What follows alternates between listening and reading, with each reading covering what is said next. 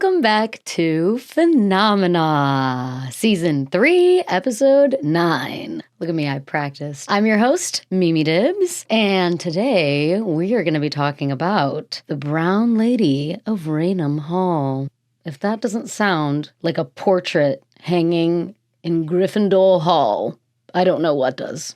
That is 100%. That's the first thing I think of. Brown Lady of Raynham Hall. Mr. Potter. Anyway, yeah, thank you so much for coming back for another episode. This is the penultimate episode, meaning we have 10 episodes a season, and 9 is one before 10. Numbers. Call me Count Dracula. That means that we're almost done with season 3. And then we'll have a Phenomena episode, and then we'll take a break for a week, and then we'll come back for season 4. So exciting. You showed up today. Give yourself a hug. I was going to say pat on the back, but just full on embrace yourself. You deserve it.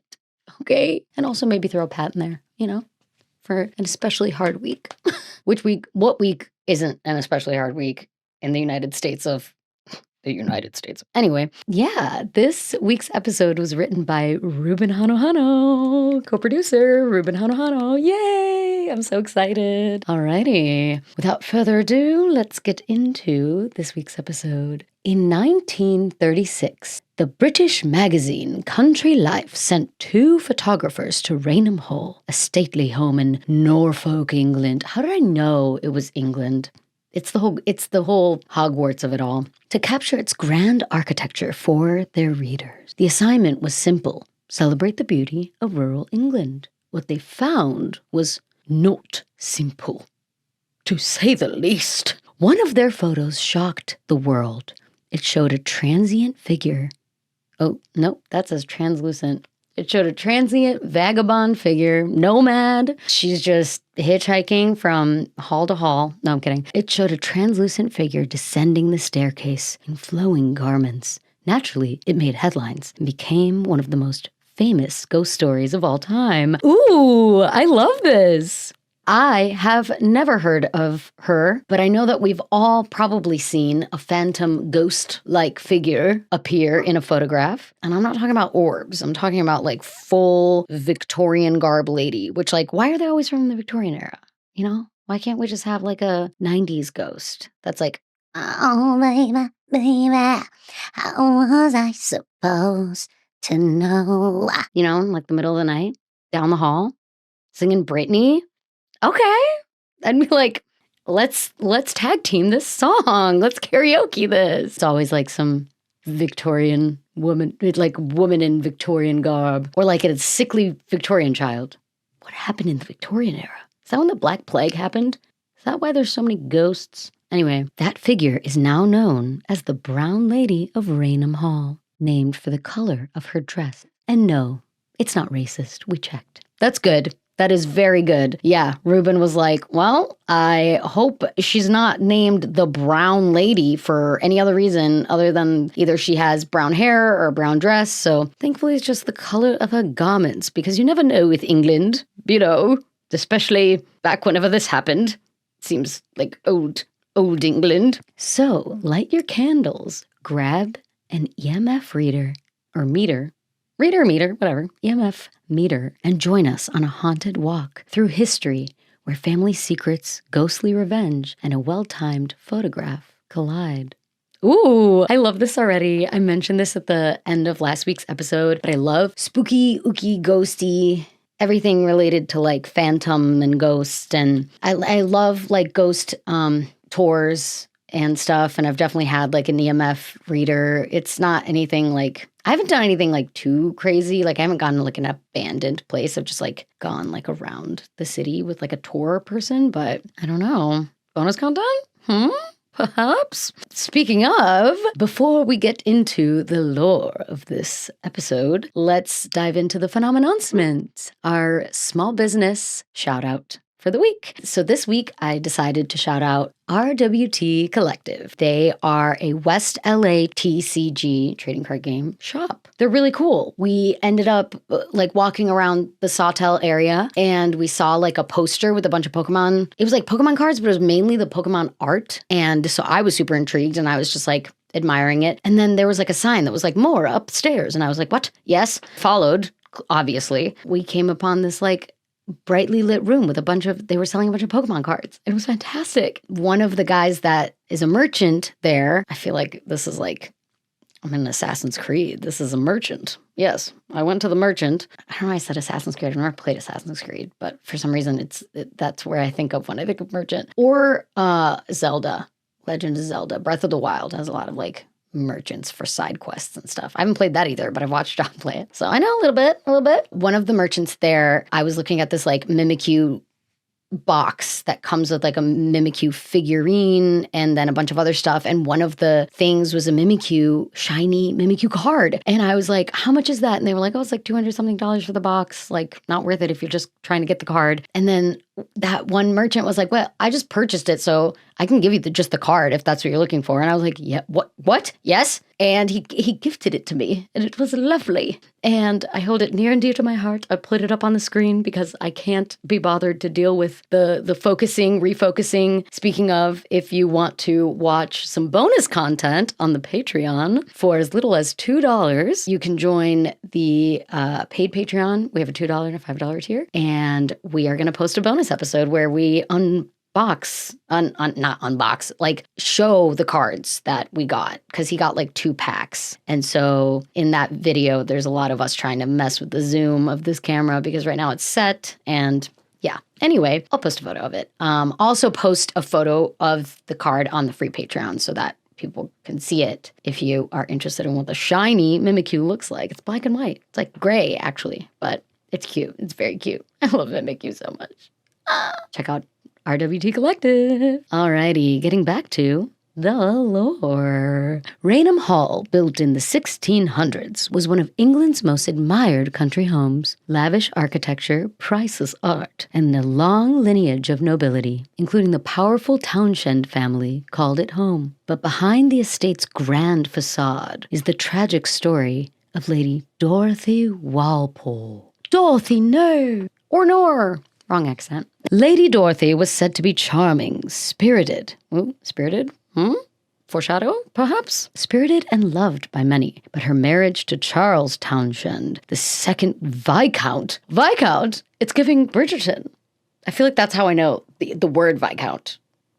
And like what it even is. So, thanks, Bridgerton. It's actually coming in handy now. The second Viscount of Raynham was anything but joyful. Well, then why'd she get married to him? Ew, I don't want to be married to a grouchy old man either, unless she was, like, forced. No. Charles was known for his violent temper. Rumors swirled that Dorothy had rekindled an old flame with Lord Wharton. Oh my God, this is literally Bridgerton. Amazing. But also I wonder, like, did they get along before he got violent? Or was he just violent and a woman was given to him, as happened so many times back then, because like women had no agency and it was apparently up to they were like given away like property by their like fathers. Like they'll be like, oh, I'll let you marry my daughter in exchange for a year's worth of cow. Anyway, okay, so back to the tea. It was rumored that Dorothy had rekindled an old flame with Lord Wharton. If true, it might have driven her husband over the edge. No. Others say the strain came from Dorothy's excessive spending. I mean, girl, get that back. Even if it's his bag. He's a Viscount. What is he going to use it for? It seems like, what, cigars? He's just like an angry man, it sounds like. But I guess this didn't help. Either way, Charles's fury had consequences. Hate that. Hate that. According to legend, Charles locked Dorothy away in Raynham Hall, forbidding her to see anyone, including her children. Why is that giving like Rapunzel? That's literally like, okay, It bothers me so much how men treated women like literal property and like children. Like, go to your room and never come out. Like, who are you to oh my God, if John ever told me what to do, jail immediately. I can't. Nope. I can't do it. And let alone locking me in a tower or a hall and not letting me see my children. That's literally insane. That's insane. Sounds like he was really cruel. Clearly. She died in 1726, but the cause remains suspicious. Some say it was smallpox. Others whisper about starvation. No. Or even that she didn't die then at all, but that Charles staged a funeral and kept her hidden for years. Ew. Why? Ew, why? So that no one had to ask, maybe, I don't know. I mean, that one's obviously very sinister vibes. Sinister, for sure. But I wonder if it was because people kept being like, where's Dorothy? What's Dorothy up to? She can't be at the summer home forever. Where is she? Where are you keeping her hidden? You know what I mean? And then he was if he just wanted, I don't know. This man seems a little cuckoo, a little crazy. I was gonna say crazy and cuckoo, so I said cuckoo. That's a new word. Yeah, let's start that up. Whatever the truth, one thing is certain. Dorothy never left Raynham Hall. No. See, and I wonder, there's so many times where paranormal entities will stay, they're more likely to be seen if they were in a place or frequented a place or were just stuck there for a very long time. Although I'm not quite sure what I believe in terms of whether or not it's residual energy from, or actually, no, let me revise that. I do still believe that it's residual energy. So it's not people who have seen her, if she shows up in photographs or something, it's not her in the present time. I think it's her back when she was stuck in the tower. But there's something about despair, it seems, that opens this portal of time to where it almost shows a shadow of so if she was, for example, sitting on a chair, she was probably sitting on that chair in 1700 or 1600 or whenever she was at Raynham Hall. But the photograph captured it. And I wonder if it's because she was just she felt so helpless. She couldn't see her children. I feel that's why a lot of insane asylums are also haunted. Because anywhere where there's a lot of bad energy congregated in one place, that makes sense to me. What do you think? Over a century after her passing, Lady Dorothy was seen again. In 1835, during a Christmas gathering, a guest claimed that she saw a woman wandering the hall in an old-fashioned brown dress that looked exactly like a portrait of Lady Dorothy that the guest had seen earlier that day. Okay, the portrait is 100% giving. I have to stop saying giving. This portrait is what reminds me so much of something that would be in Gryffindor Hall. You know what I mean? So maybe she maybe it was a moving picture. No, but I wish. See, but I don't think in this instance she came out and showed herself at that moment. I think it was just residual energy that transferred over to that moment. Because I feel the phantoms are never, or phantoms, ghosts, spirits are never really aware of what's going on. They're just kind of doing their own thing. It's they're in their own world, because they are. That same night, another guest said he encountered a handsome woman dressed in brown, but to his horror, 2 empty eye sockets represent the place where her eyes should have been. No! What happened to her eyes? Why? No! This just went from ooh, spooky girly, to poltergeist. This is terrifying. Why were her eyes missing? After seeing her, he sketched her face. When he passed it around at breakfast the next morning, the entire household staff quit on the spot. Stop. Wait, he drew a woman without eyes and showed it to the staff? I'd also quit. I'd be what is wrong with this man? What is this art project you're working on, and why doesn't she have eyes? It was then that the family shared that they too had seen the ghost several times over the years. The same ghost? Is she always missing eyes? That is a disturbing fact. I thought the fact that during the Dyatlov Pass episode that one woman was missing her tongue was disturbing. But I think missing eyes is decidedly more disturbing. Yeah, I'm going to say eyes. I'm going to say eyes are definitely the worst of the two. Because tongue, it's you wouldn't know unless you looked inside someone's mouth. Eyes is, it's right there. Or not there, rather. 1 year later, Captain Frederick Marriott came. Oh, Marriott? It's not spelled the same way. Came to the house to specifically see the ghost, even staying in the room that she was most often sighted in. During his visit, he encountered the brown lady floating through the corridor, holding a lamp. As she passed, she turned and grinned at him with a malicious and diabolical expression. Uh-oh. I take what I said back about ghosts and spirits not being aware of their surroundings, because clearly this one was. But then I wonder, is it a bad spirit that just took on the face of someone who used to live there? I don't know how it works. I don't know how the astral plane works. So not my expertise, not my area of expertise, but she clearly knew he was there. And decided to give him a malicious and diabolical expression. He panicked and fired his pistol. The bullet lodged into a nearby door. The ghost, untouched, and simply faded away. He left the mansion and never returned. Yeah, that'd be terrifying. But then also, see, go back to my story or my theory. What if there used to be a mirror there where he was standing? You know, anytime you think you're making eye contact with a ghost, maybe they're just like she's looking at herself in the mirror. I don't know, I should be grinning maliciously. Maybe she's just feeling herself.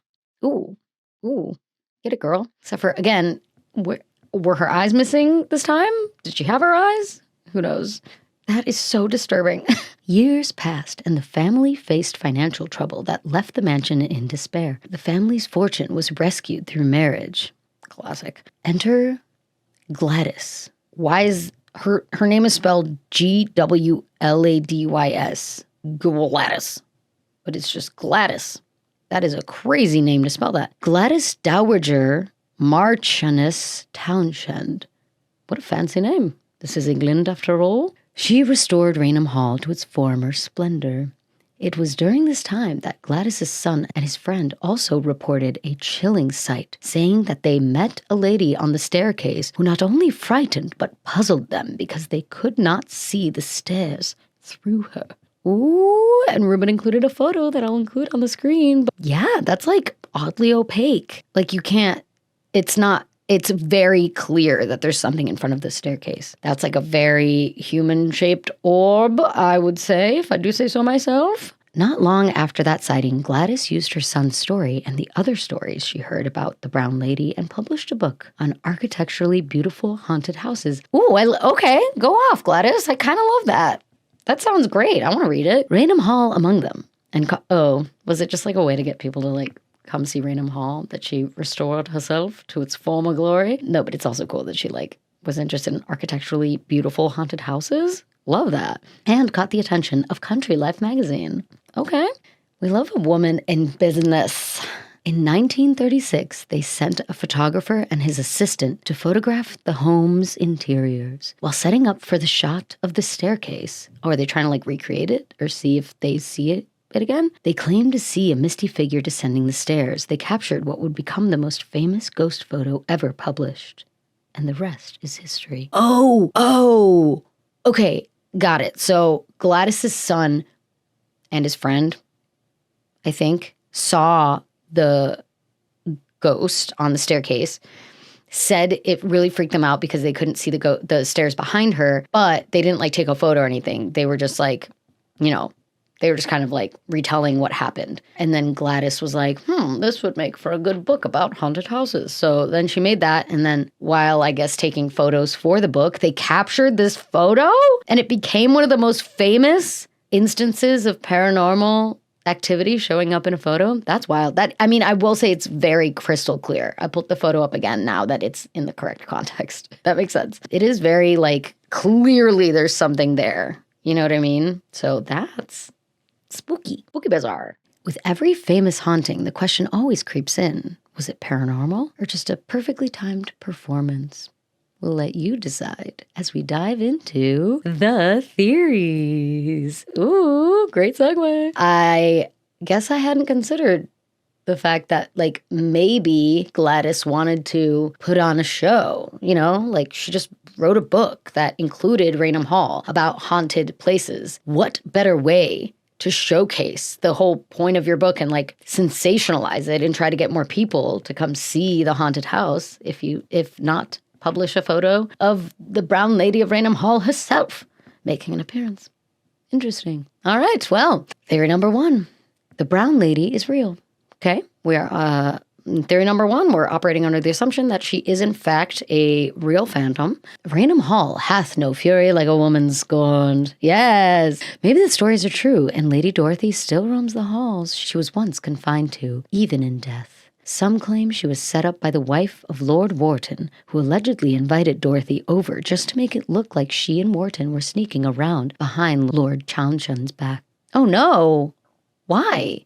Maybe Lord Wharton was seeing other women and his wife just wanted to prove that he was maybe cheating on her with anyone, and maybe Dorothy was an easy target to get caught in the crossfires, it sounds like. That sucks. Because if she just like made it seem like they were sneaking behind her back. Anyway, this is full Bridgerton tea, though. I'm sad. If that's what pushed her husband over the edge, then maybe her ghost has every reason to stick around and settle the score. Okay. Yeah. So like she would blame that instance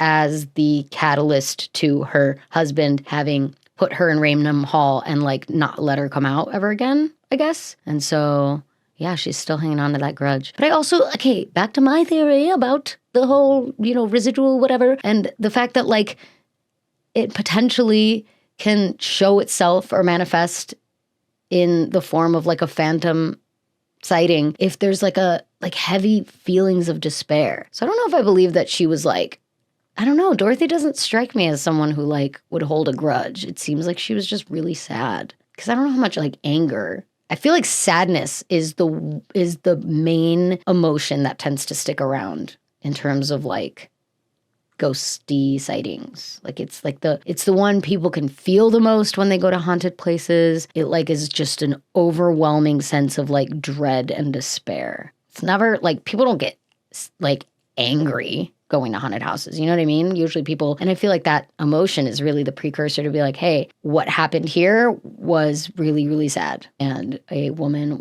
had her rights to go outside and see her family taken away and was regaled. Is regaled the right word? She was basically trapped in a hall that she didn't even want to be in the first place. So that makes me sad. I'm sorry, Brown Lady of Raynham Hall. Or Dorothy. We know her name now. We're going to call her by her first name, Dorothy. Dorothy. Theory number 2. It was all a prank. Okay. Interesting. At one point, this happened in still the 1800s, I think, right? Yeah, I believe so. Wait, hold on.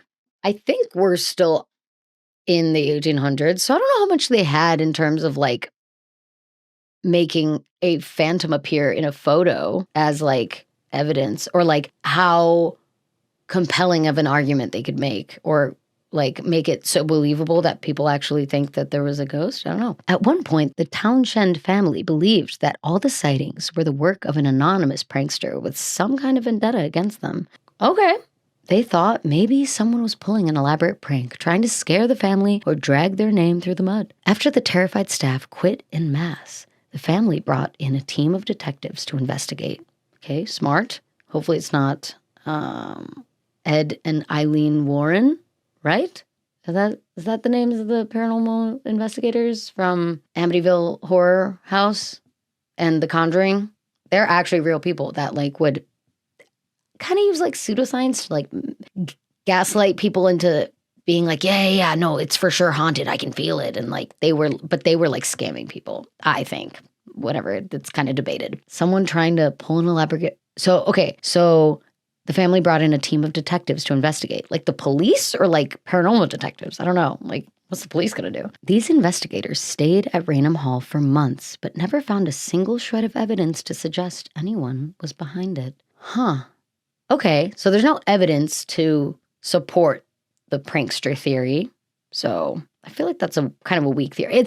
I feel like it's a family trying to like come up with anything to explain the weird happenings. And they were like, well, someone must be messing with us, which is fair to like think or at least consider. Theory number 3, any publicity is good publicity. Ooh, see, that reminds me of Ed and Elaine Warren, because that's kind of how they thought. It was like, I don't care if we're being slandered or praised in the media. A media appearance is a media appearance all the same. Many have claimed the famous photograph is fake. Skeptics say that it doesn't show a ghost at all, but rather a living person draped in a sheet, or even a simple superimposition of a veiled statue, possibly of the Virgin Mary. And the timing?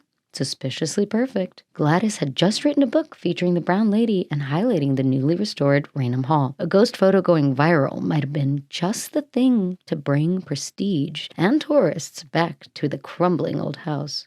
Yeah, I was also wondering about like the timing thing, but in the photo, you can see the stairs through the lady. So how do you do that in like the 1800s? It doesn't look like a statue, in my opinion. I feel like it looks like a big orb, but it is kind of see-through, which like, how do you do that on accident? That's wild. Unless it was like some weird photo trick that nobody meant to do that just happened to show up. I don't know how they would have necessarily done that. But I guess that kind of goes hand in hand with the second theory of it being a prank.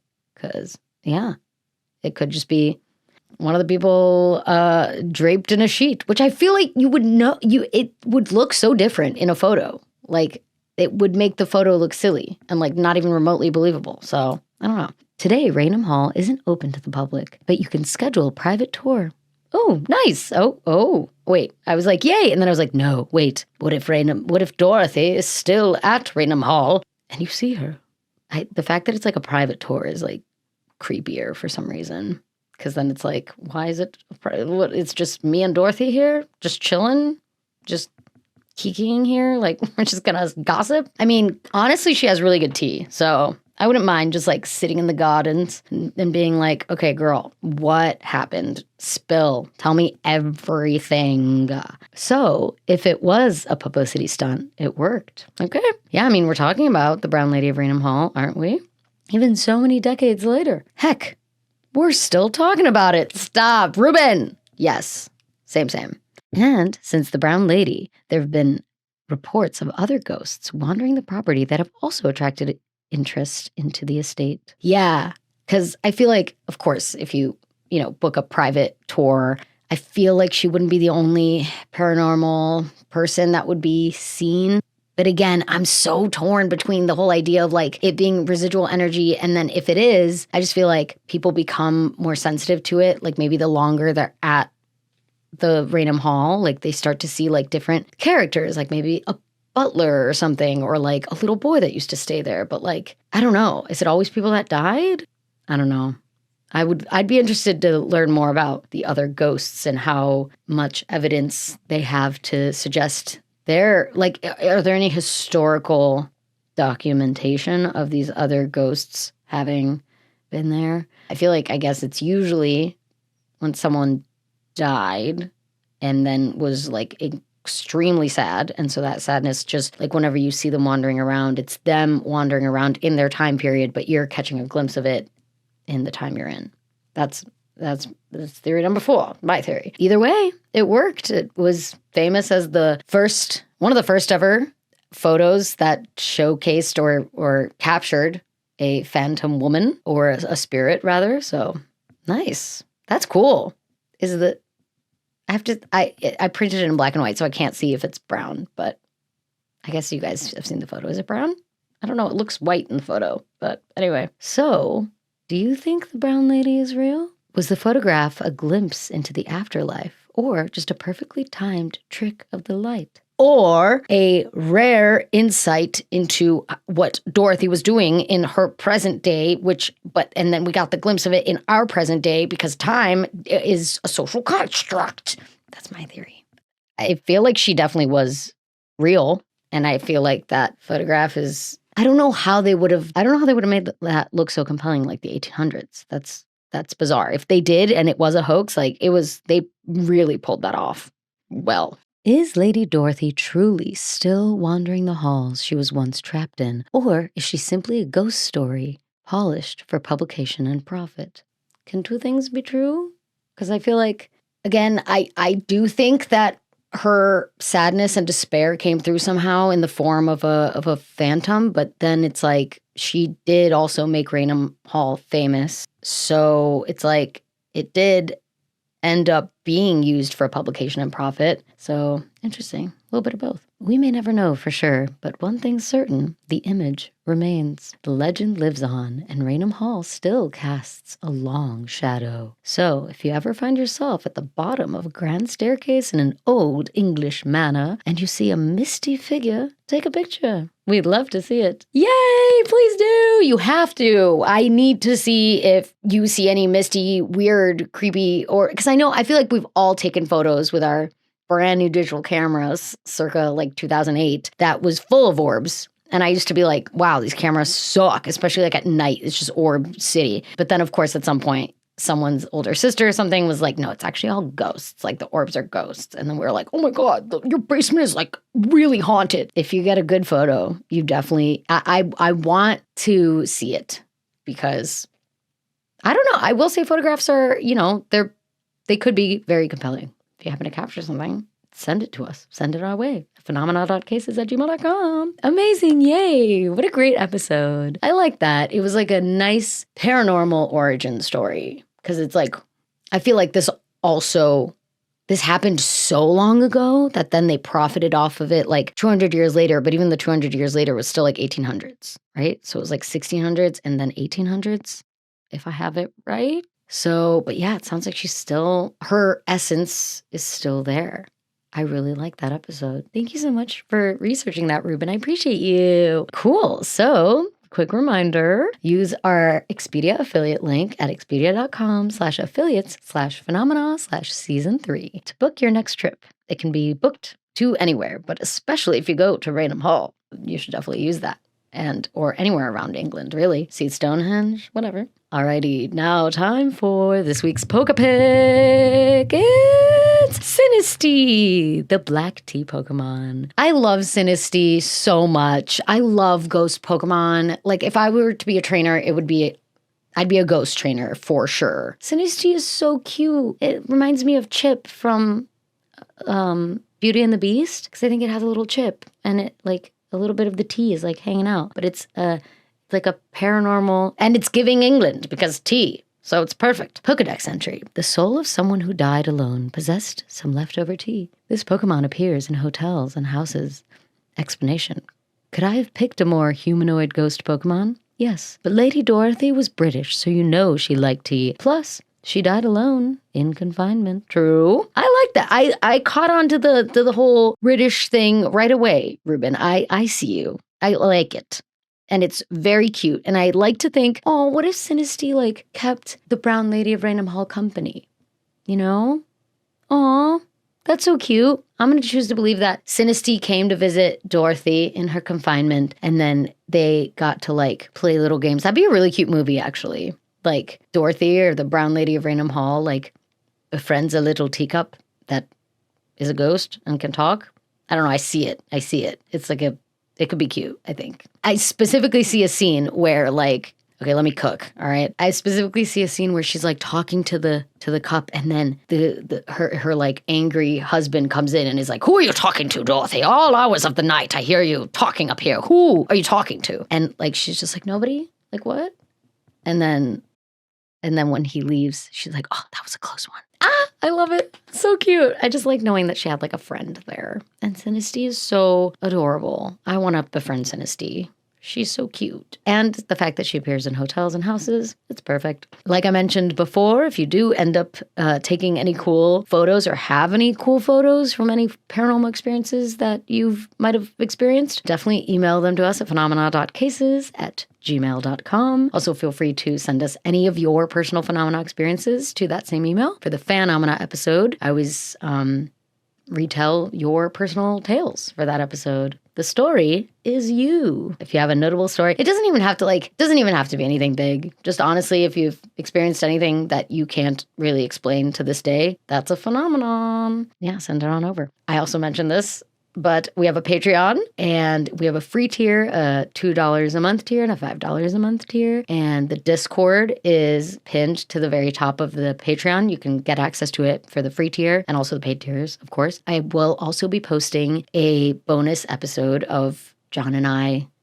revealing the Pokemon cards that we got from RWT Collective. And that'll be on the Patreon. Both paid tiers. So definitely check that out. But I'll also post the photo of the Mimikyu card on the free tier so that everyone can at least see that card. Join our Discord. We talk about what the pokepic is. Tell one of my friends on there to guess which Pokemon was chosen for each episode. And it's fun to see like if you got it right and stuff. So yeah. It's a fun time. It's a chill little Discord. Check it out. We also have merch. Wear your support on your sleeve and keep the curiosity going. Visit phenomenamerch.myshopify.com to grab yours. We have hoodies for all occasions. We have like thicker hoodies and then thinner hoodies and then like an acid wash one and more coming soon. So definitely give it peruse around the site. See if you like anything. New episodes come out every Wednesday at 6 p.m. PST.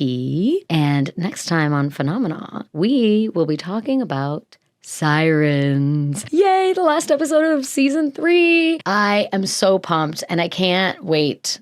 And I'm so happy that we're ending it on sirens because I love sirens. Sirens are like the creepier mermaid, in my opinion. I don't even know. Are they one and the same? Are they the same? I don't know. But I feel like sirens are always the ones that are tied to like old, like Nordic tales of like men being led to their doom on like a cliff or something because a siren led them there. You know what I mean? Not men blaming women for their demise. Tales all this time, honestly. I think it should be fun because like I didn't realize I stacked a bunch of spooky episodes kind of back to back because I feel like sirens might be a little spooky, but it's also kind of mythical. I feel like it's in the mythical realm because like, you know, most people don't think sirens are real. I don't know yet.